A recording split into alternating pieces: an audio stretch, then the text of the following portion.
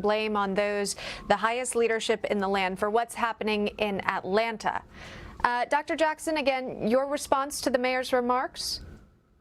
Well, I think it's absolutely ridiculous. I mean, we knew this was going to happen. This has been happening in Seattle and New York and now in Atlanta, where we've had people that can't lead, that won't lead, and they're stepping up to the plate now and trying to do something at the last minute after their cities are in complete chaos, and they want to blame the president of the United States for lack of leadership. It's ridiculous. These people have had the responsibility and the opportunity to stop this a long time before it happened, yet they've been out there encouraging this kind of behavior, encouraging anarchists and opportunistic criminals who, by the way, are murderers now, to go out and victimize law-abiding citizens. I think it's disgusting. I think it's shameful that they're going to try to turn this around on the president.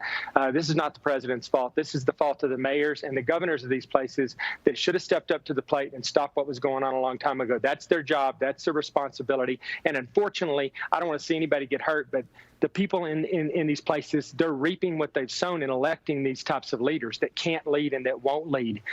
So I hate to see this happen, but, Yeah, it's a tragedy. I mean, 30 people alone this weekend were shot, 5 people killed, including an 8-year-old girl. And I just want to read out some local reporting from a Fox affiliate in Atlanta. They're saying that today the Atlanta City Council will resume their meeting to discuss police reform and defunding the police. So even with all of this violence going on in the city council is debating whether or not to cut funding to police.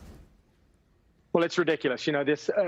I'm so sick of hearing about systemic racism. I am. Honestly, during the 8 years of the Obama administration, it's part of what led us to where we're at right now, to be honest with you. Everything that happened in the Obama administration was based on identity politics, straight versus gay, white versus black, man versus woman, everything. And it forced people in this country, at least gave them the impression they had to pick sides. We need to stop picking sides. We're all Americans here. We need to come together as Americans.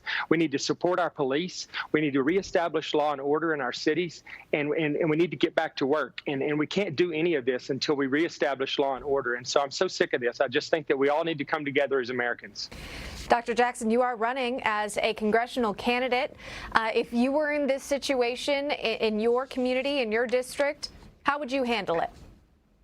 Well, I would be out there encouraging, reestablishment of law and order. I'm all about protest. I think that it's part of what makes this country great is we have a First Amendment right and that we can get out and protest. But this is not protest. When it turns violent and it victimizes law-abiding citizens and our neighbors, especially when it starts resulting in their businesses being burned and people losing their lives, this has to stop. So nothing else we can't make progress in this country until we reestablish law and order. And that's what I would be working hard right now to do.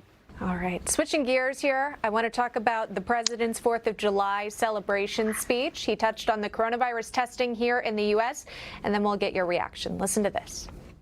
But now we have tested almost 40 million people.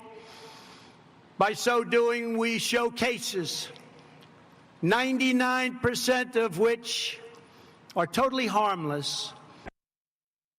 And that statement, that got a lot of pushback there, saying that 99% of the cases are totally harmless. Where do you stand on that with your physician background? Well, I think the president, the point he's making is that, the mortality rate for this now is probably going to be below 0.1%. I mean, the CDC released the other day that despite the large number of positive cases that we have, because we're testing aggressively right now, that there's probably 10 people out there for every person that tested positive that's already had it. So the number's huge, which means that the mortality rate is going to be really small. So the mortality rate is going to be less than 0.1%. That's what the president's referring to here. People get it. Most people that get it, let's just be honest, they didn't even know they had it. And the people that do get it, most of them, they get minor cold and flu symptoms and they go on about their business. This is not to minimize the disease. It does have a potential really devastating effect on certain populations. We have to make sure that we're really protecting the elderly in our communities, those that are in assisted living facilities and nursing homes, elderly grandparents and parents. We have to be careful with those people. But the rest of us are going to have to accept a certain amount of risk in this. We're going to have to get back to work. We're going to have to get back to school. We've got to get our economy back up and running.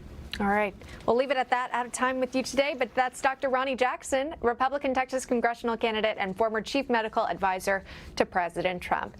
Thanks for joining us today. Thank you. You got it. All right. Here with our panel.